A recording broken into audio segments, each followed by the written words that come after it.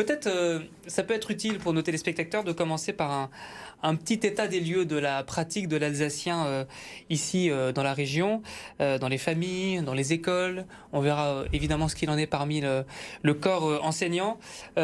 Pierre Klein, est-ce que je me trompe si moins de 3% des 3-17 ans parlent alsacien aujourd'hui? Il y a très peu de statistiques qui sont publiées sur le sujet. Alors ça, c'est des chiffres pour tout vous dire, qui datent de 2012. On peut leur faire dire ce qu'on veut aussi. Alors, c'est un chiffre qui date de 2012. Il y a fort à parier que c'est encore moins aujourd'hui. À mon sens, oui. À mon sens, à l'heure actuelle, les petits-enfants qui entrent à l'école maternelle, il doit en rester 1% qui ont été familiarisés au dialecte. C'est beaucoup moins que leurs parents et leurs grands-parents. En bout de course, oui. Dans les écoles, il en est quoi? Oui, j'ajouterais que la pratique de langue régionale reste très forte en Alsace, comparativement à la Bretagne, au Pays Basque, à la Corse. Il y a quand même encore entre 400 000 et 500 000 locuteurs.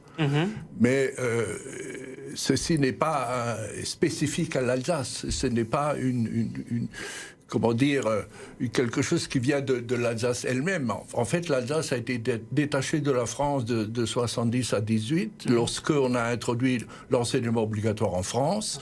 1870 voilà. à 1918. Nous avons subi l'enseignement obligatoire qu'après, monolingue.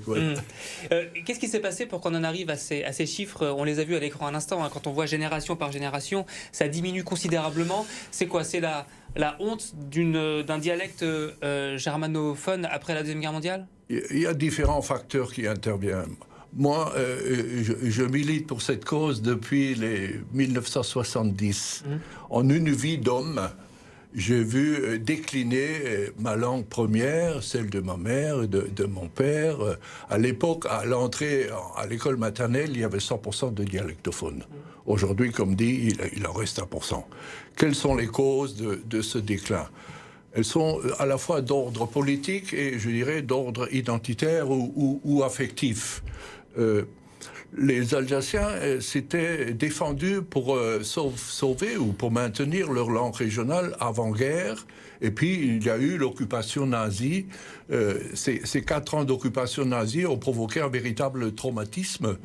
Et le post-traumatisme consécutif à cela, pendant des décennies, a consisté à tourner l'arme contre soi-même, à négativer la part allemande de l'identité alsacienne. On connaît tous où on a croisé des personnes âgées qui ont honte de parler l'alsacien. Ça, c'est un des facteurs. L'autre facteur est que en France, où la France, en tant que telle, ne réunit pas les conditions nécessaires à la vie et à la survie des langues régionales.